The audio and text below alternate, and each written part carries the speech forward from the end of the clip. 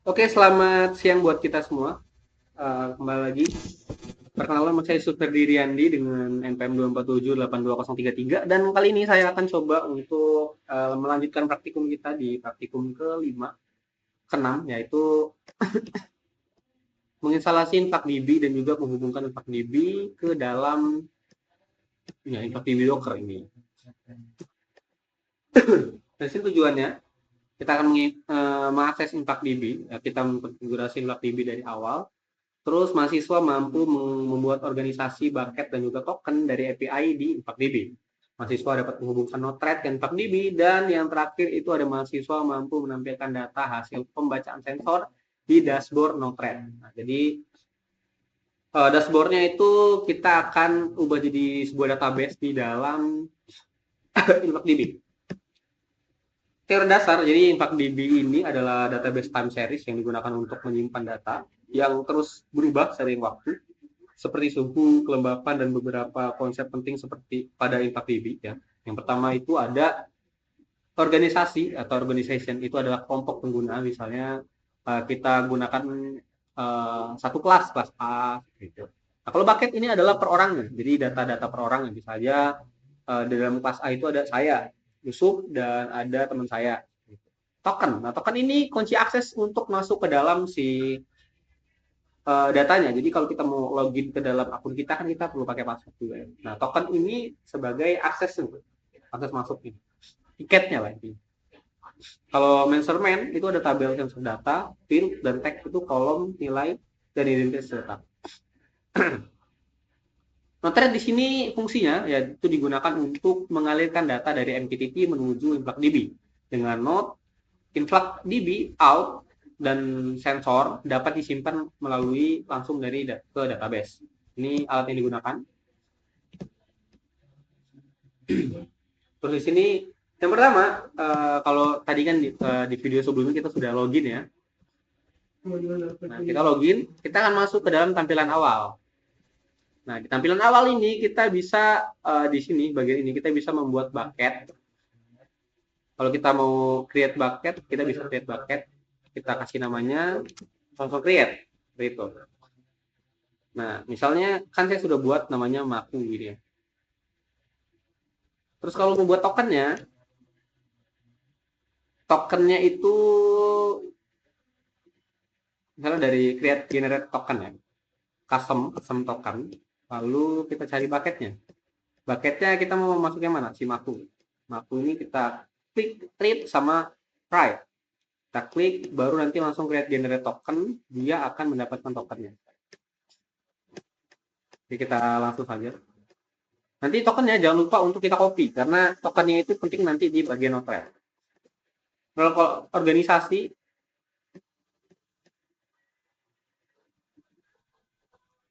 so, nah jadi kalau di awal-awal itu kita bisa membuat yang namanya organisasi. Gitu. Nah nanti organisasinya jangan lupa namanya itu kita ingat-ingat ya. Gitu. Selanjutnya di sini kita akan coba menghubungkannya dengan menggunakan function lagi. Jadi function akan berisi kode seperti biasa dan kita butuh influx out. Influx out kita cari di sini influx out. Tapi kalau masih awal nge-thread-nya dia tidak akan ada influx out. Maka itu kita install dulu. Install dulu di sini manage pellets. Terus kita cari install namanya influx out. InfluxDB. In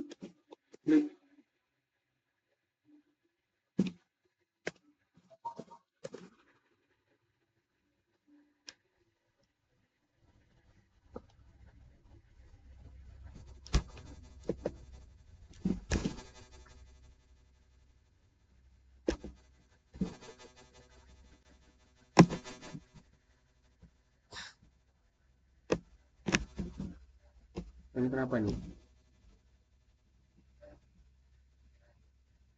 Node-RED contrib InfluxDB ya, Node-RED InfluxDB. Nah, Node-RED InfluxDB lalu kita install, maka nanti dia akan ada influx out dan influx in dan influx batch. Kita close aja. Nah, di function ini isinya seperti ini, yaitu MSI topiknya itu sensor DHT22 sesuai dengan nama kita. Terus temperaturnya itu kita get global ya, global get temperature.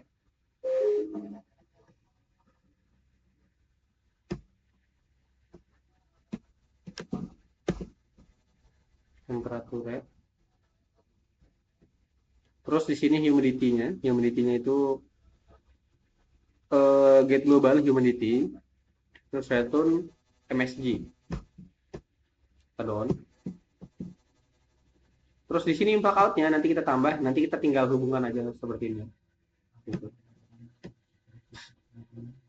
Di influx dB-nya ini, nah ini yang agak tricky karena dia perlu mensure-nya itu nama yang sesuai dengan mensure yang ada di awal tadi, yaitu sensor DHT, tapi namanya basing aja sebenarnya nggak apa-apa.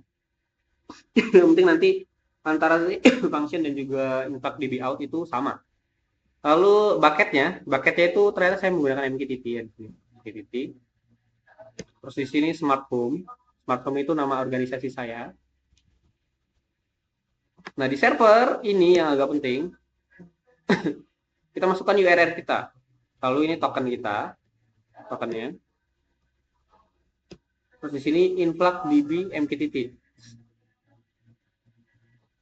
Name-nya. Kalau kita cancel, kita coba. Nah, belum, kita tunggu.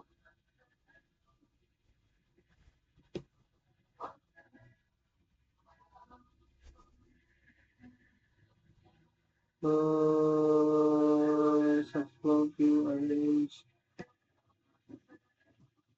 Nah, ini.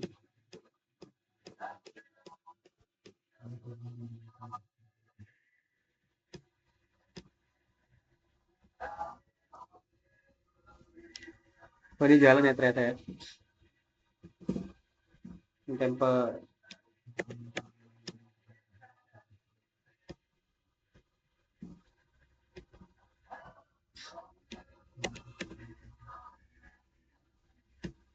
Nah, terus kita akan coba install, tambahkan juga yang namanya debug ya. Confirm deploy. Apakah dia jalan? Nah, jalan ya. Nah, di sini ada debug. Debug ini berfungsi untuk memberitahu apakah ada keeroran. Kalau misalnya di error, mungkin kita coba ya. Kita coba ini tempe. Kan harusnya temporatur yang bener kan di sini. Terus kita deploy. Confirm deploy.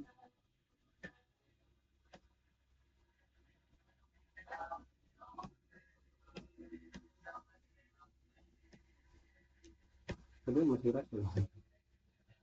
Ya, intinya debug ini akan memunculkan error. Jadi kalau misalnya ada terjadi error, dia akan diberitahu oleh si debug. Dan setelah itu kita untuk melihatnya, kita masuk ke dalam grafik ya, grafik. Terus kita pilih kita yang mana, karena kita pakai MQTT, kita pakai MQTT.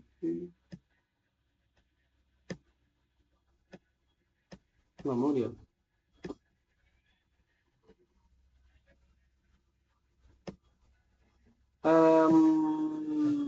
Coba kita buat token ulang ya. Bucket, create API token. Biasanya tokennya dia suka berganti-ganti.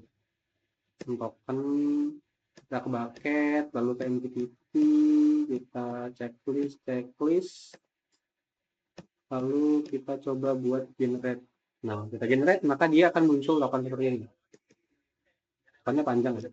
Copy, node-RED, masuk ke influx db, lalu kita edit, tokennya kita copy, baru kita update, dan kita deploy.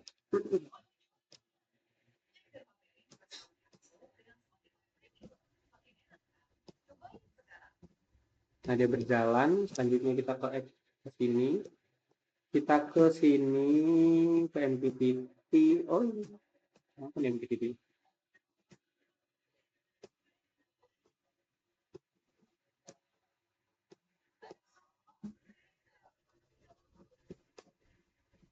Kita pakai apa ya?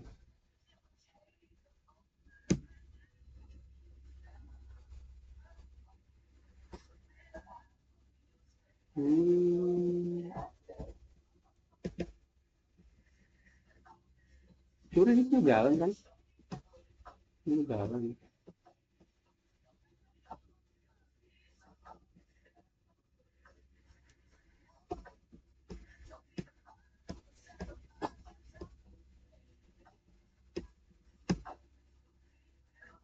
Oh, ini buat create organization.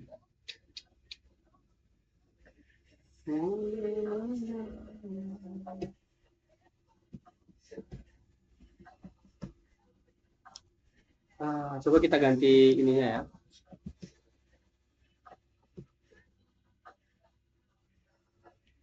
Satu bucket. Kita ganti marketnya coba. API token. API kita pakai yang Maku aja bucketnya. Kalau masih nggak bisa, nanti kita coba untuk create bucket. Kayak token successful, Ctrl C, titik terus, oke, titik kita ganti menjadi bucketnya masuk.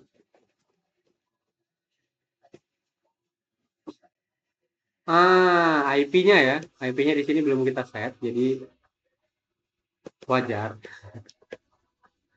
Oke, mohon maaf ya. 183, IP-nya belum kita set, tapi dulu. Nah, kita down, hafal ya. Hitung deploy. Masuk ya di sini. Kalau kita coba di ini, Maku, ada sensor di hati 22, humidity kita centang, temperatur kita centang, baru kita submit. Nah, di submit dia akan memunculkan grafik seperti ini. Nah, ini kita bisa pilih kalau di InfluxDB ini bisa pakai grafik, pakai Gauge, kita mau pakai table juga bisa. Nah, jadi kalau table dia lebih simpel. Nah, selanjutnya kita bisa download di sini. Jadi untuk database, kalau misalnya kita memang butuh untuk memproses datanya, kita pakai seperti ini. Nah, ini ya, ada ya. Ya, mungkin itu saja dari saya. Mohon maaf jika ada salah kata. Saya akhiri. Selamat siang.